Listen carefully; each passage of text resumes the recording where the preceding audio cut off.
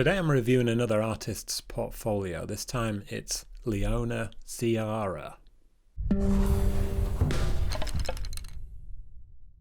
Leona left me a couple of comments on videos some months back and mentioned she was on the edge of giving up, something we've all probably felt at one point in our creative careers. Leona doesn't have a creative peer group that can give her feedback and can't seem to get any feedback from other people she gets in touch with. So I'm sorry it's taken me 3 months to do this. I hope you haven't given up already. Leona said she thinks her portfolio is a mess and that she's a bit lost. I think that's something we can all relate to as well. Leona, you said you can handle any critique, so let's find out if that's true. I'm sure she would appreciate any words of support from her fellow artists in the comments here. I should say, I wouldn't offer to do this review unless I saw some real potential in Leona's work. With your help and my help and some commitment from Leona, I think we can make her portfolio into something very appealing to clients. You can follow Leona here and hopefully you'll see some big changes in her work in the future. I'm sure she will appreciate the support. I've made some notes here so I don't miss anything, but I'll be doing a lot of thinking as I talk, so forgive me if I go a little slow or contradict myself. Please remember, these are just my opinions. Not all of them will be correct, but they might help Leona to look at things a bit differently. I'll be looking at Leona's website here and her Instagram too. So first impressions, big images, very colourful, not too much text, I like that. I see some really beautiful work here right at the top, right in your face. The website is basic, which I don't mind, but I guess it's a fairly boring design. The work stands out, which is good, but apart from that, it's a pretty blank page. I don't think you should spend much money on a website until you're making money, but it could maybe be made to be a bit nicer looking in the future. This cake looks so good, and these vases with flowers, they're amazing, they're beautiful. This is the kind of work that really makes me want to see more.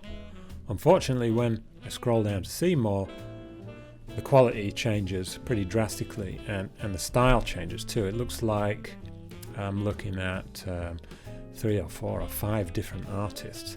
Now, Leona herself has said that she struggles to stick to one style, and you can see the evidence of that right here. I'm going to make a bold statement and say straight up, this style at the top will be commercially appealing to clients. These styles at the bottom probably won't be. And now there will be exceptions, of course, but in my opinion, you should pursue this style because it will give you a genuine shot at being a professional illustrator, and the others won't. So let's start here. This vector style is all over the place. So obviously there's a market for it, but there are a lot of artists that can do this better than you can. And there are a lot of artists producing very average vector work like this. So there's a lot of competition for that middle ground. Now this is the kind of thing that you can buy from a stock illustration website. There's nothing really unique or interesting about it. The artists that are really good at this kind of work can do really well, but they also add something unique to it. And there's nothing unique about this image. This illustration might have been kind of fashionable at some point in the past, but not now. It's too basic and there's nothing special about it. I would say probably the same with this one, although this is a nice drawing style. When we move on to these portraits at the bottom here, we've got 2 women and a guy at the bottom. It shows that Leona can draw really well. Now that's a good skill for an illustrator, obviously, but why are they here? They're decorative, but the real-world application of portraits like this is very limited.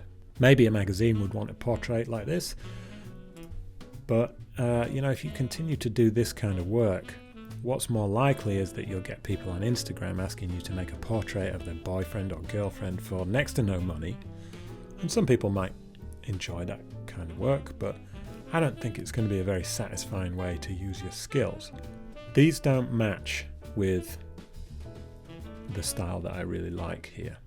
but I don't think you should throw them out because it's good to show your drawing skills. I'm just wondering if there's a better way to present them so everything feels like it was made by one artist. I'm not sure what the answer is to that question yet. Maybe we'll come back to it.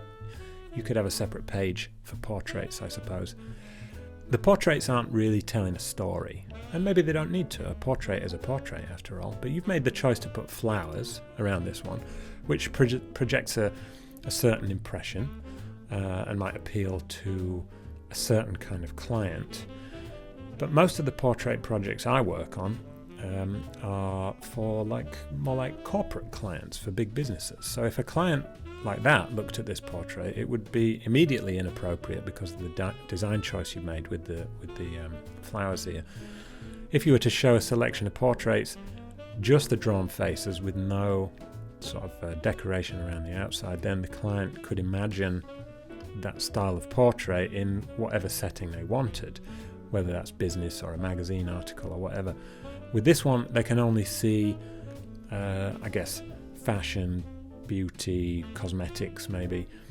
If you had 10 different portraits with 10 different themes with the frames there, they could see a bit of variation. But at the moment, we've got the flowers here, and then this one's kind of a bit more of a neutral splatter of colour.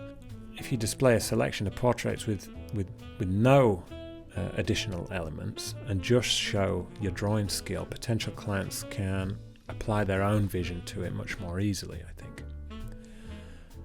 These flowers are, fine, but they have no real context or meaning that I can tell. You might sell those to a greetings card company, I suppose, but in the grand scheme of things, I'm not sure what else they would be used for. Some of the other things here, I guess Leona's into Japanese things, but it could also relate to her book, which is on a separate page here. This is a Japanese themed colouring book. Now, I can understand why you'd want to make a feature of this and show off this project if it's one of your only real-world projects, but it's another style, again, from all the other styles on your first page. It looks like a colouring book, so a client that makes colouring books would probably be interested to see it, but probably not the vast majority of other kinds of clients. If I look at your Instagram, there's even more styles on here. You've got some greetings cards, kind of collage work here. This is a nice drawing style. You've got a lot more decorative patterny items here. You've got some typography here, which is basic, I would say. And there's something that looks a little bit like a tattoo here, and a more traditional drawn portrait there. There's a lot going on. Now, whether it's good or not is kind of irrelevant, because if I'm an art director and I come to your website or your Instagram and I see something that I like, I'm probably not going to hire you because I don't know what to expect. I don't know what the results will be because there's so many different styles going on. Now, I could say I want something like this, but because there's so many different styles here, it seems more like a risk. And I just probably wouldn't hire you. Simple as that. You don't have many followers at the moment, so you could kind of edit this down quite a lot and start fresh, so to speak, without too many people noticing. If you leave some of the weaker images here, though, it weakens the new work that you might add, because it is nice on an Instagram page to see the progression as an artist develops. It's good to scroll back to the beginning and see where they started and where they got to. Instagram's fine for that, but on your website, the weaker work makes the whole portfolio weaker. If you've heard the phrase all killer no filler, that's what you should be aiming for. Purely decorative work definitely has its place, but the majority of clients want something else as well as it just looking good. So if you want to follow my advice on the style, which I like, which is at the top here, I'm going to dive into what I think should be your next steps. You've got 7 or 8 images here to start with. This one is fine. I guess this one's kind of in between. It's not really this style, but you know, I do like it. You've got food here. You've got 4 images of food, so you could cross that off your to-do list now. You know, you've got food. You've got examples of food that you can show to a food-related client. Now, I could see this image in a recipe book, no problem. You know, I think it looks great, honestly. Now the plants, I'm going to contradict myself here, because the plants with the vases here, they are purely decorative from what I can tell. I know I'm being inconsistent, but they don't look out of place next to the style that I like. You know, it's a different style and they don't really serve a purpose other than looking good, but they fit well together with the other work. Now, I really do believe that this, along the top 2 rows here, is a commercially appealing style, but you're only showing 1 or 2 subjects here. I think you've got to fill this portfolio out with this style applied to lots of different subjects, so most of the potential clients that might find themselves on your website can find at least something that they like. Now, I've said this many times before, but if you go to an illustration agency website, not all, but some illustration agency websites, you can find their basically a checklist of popular subjects. Now, I'm on Anna Goodson agency here. I was on this earlier and I noticed they had a pretty good list here. I won't list them all, but I'm going to pick out a few that I think might work well with your style. We've got advertising, animals, beauty, business, food, you've already got food, icons, lifestyle, maps, nature, packaging would work great, sports, travel. I'll go through these in a second, but if you could add 1 or 2 illustrations from each of these subjects in your style, you'd have a very well-rounded portfolio. That's a lot of work to do, a big commitment. Are you going to commit to it? How long do you think it'll take you? I don't know the answers to those questions. If you really want to do it, you'll find the time, but it's worth trying to plan it out before you start so you know how long it's going to take you to reach your goal, roughly. But you don't need to wait until you've done everything before you start looking for clients. This might take you a year to complete all these new artworks, but you can probably start finding work after only a couple of months with some new additions to your portfolio. Let's go through the list and think about what you could make for each one. I don't exercise my creative muscles very often, so I'm sure you and the other illustrators watching will have some better ideas than I do. Advertising first. This is usually for products or services. A few examples could be alcohol brands. Maybe you're illustrating a bottle of vodka or something like that in a party scene, or a bottle of champagne in an ice bucket. You could be illustrating the process and ingredients for making a cocktail. That crosses over a little bit with the food work you've already made. Maybe you could try something more outside of your comfort zone. I don't know what that would be, but let's imagine an illustration of a car in the desert or on a mountain with some great scenery behind it. Take note of the adverts that you see over the next week and think about how you could apply your style to those products. Animals. If you put a couple of bold animal images in your portfolio, like zebras or tigers in their natural habitat, I think that would look really great in this textured style that you've got. You could think about what kinds of products are sold in a zoo gift shop maybe and make something appropriate for that. Or maybe you could imagine it's a magazine ad for an animal charity. Could even be animals for a children's book. You know, the style would certainly fit well for children's books. Beauty.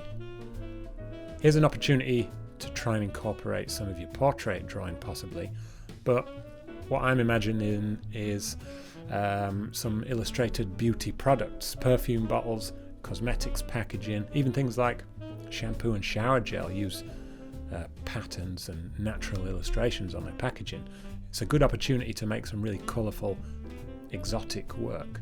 Business might not seem like a great match at first, but even at a very basic level, if you look at things in your image of the food, the vegetables, and imagine that these are laid out on a desk, then you could imagine that these things aren't food, they're a keyboard and pens and staplers and post-it notes. You can make something very boring look very appealing using your style.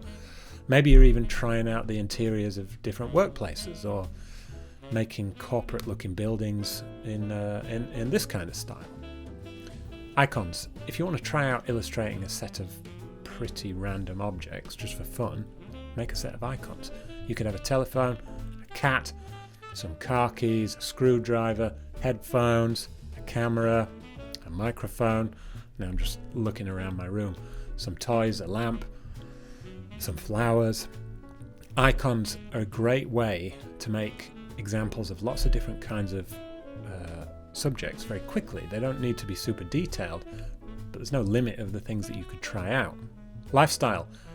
This is a pretty broad category, but you could illustrate a ski chalet with some people outside of it, or a swimming pool or people hiking in the forest, or shopping in a busy street. Anything that people do and can relate to comes under lifestyle. I think that's fair to say. Those kinds of illustrations are very popular, especially if you can incorporate a bit of story and narrative into it. Maps. This food illustration could be a map very easily. You've got some islands and a little building here, some boats, a forest. Think about an area that you like and make a map with some points of interest on it. It's not such a big leap from what you've got going on here. Nature. Plants, forests, mountains, gardens, the ocean. You can definitely find something you'll enjoy illustrating in nature.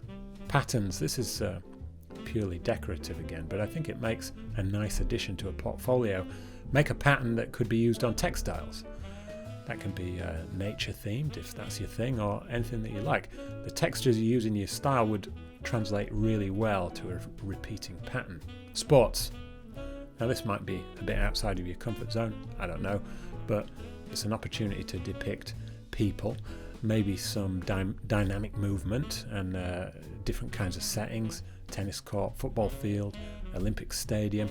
Maybe this could even be tied back into nature and landscapes if you did something like cycling or running. Travel gives you an opportunity to try out different colour schemes, architecture, lighting, food, again, maybe.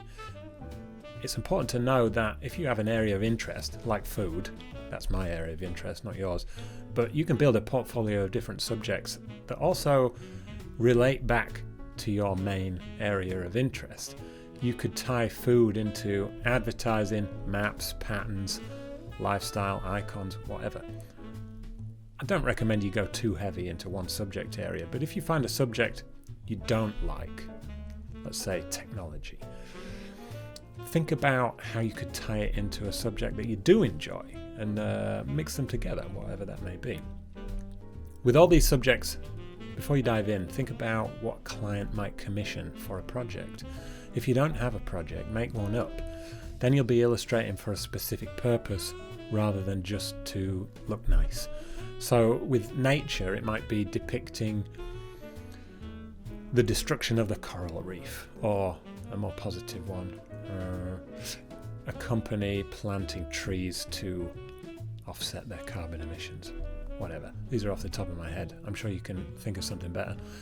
But each illustration will have a purpose and a message. Doesn't need to be complicated and conceptual if you don't have that skill set. But make it something more than pretty. A map might be a map of the different local foods served around Italy, for example. There's food again. Or a business illustration might depict something like a guy sat at his desk working from home, feeling lonely. I don't know where I got that idea from. Go ahead and pick out some magazine articles that relate to a subject you want to work on, whether that's science or food or whatever, and sketch out some ideas for that.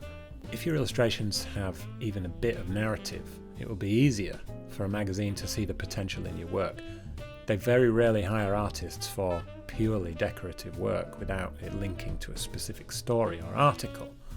I would say once you've got a few more items in your portfolio, and removed some too, you should start emailing clients. I have videos on this, of course, that you may have seen, but very briefly, all you need to do is send the art director some examples of your work, appropriate examples, let's say, and introduce yourself in a couple of sentences and tell them that you'd like to work with their magazine or their company. Now, it might take a while before you start getting replies, but your portfolio will be growing and getting stronger the whole time. If you don't get a response the first time, try again in 6 months when you'll have a whole load of new work to show. You could send your food illustrations to food magazines now and get work based off these examples, I think. The other irrelevant things may be holding you back a little bit, so why not get rid of those and start with the food magazine straight away? Can't hurt. I can see so much potential in this style. It's a lot easier for me to say get rid of the other styles and slash your portfolio down to just the best bits. You'll be probably more attached to your work than I am, and maybe feel some emotions about simply discarding old work. But that's exactly why it's good to get someone else's opinion, and I don't have any emotions. Seriously though, get rid of the work that's holding you back and make more of the work that has a future. You've clearly got the skills, I have no doubt about that. Also, don't take me too seriously. Find some other people to give you feedback. There's got to be some artist that you like that you could say hello to and see if they could give you a few tips on your work. They might have different opinions to me. They might have the same opinions, but it's all useful information. Okay, I hope that was helpful. I can be pretty brutal sometimes, but I feel like I've found a good balance here because I really think there's a lot to like about some of your work, and to me the direction seems clear. If any of you have any comments for me or for Leona, please feel free to leave them below, and good luck!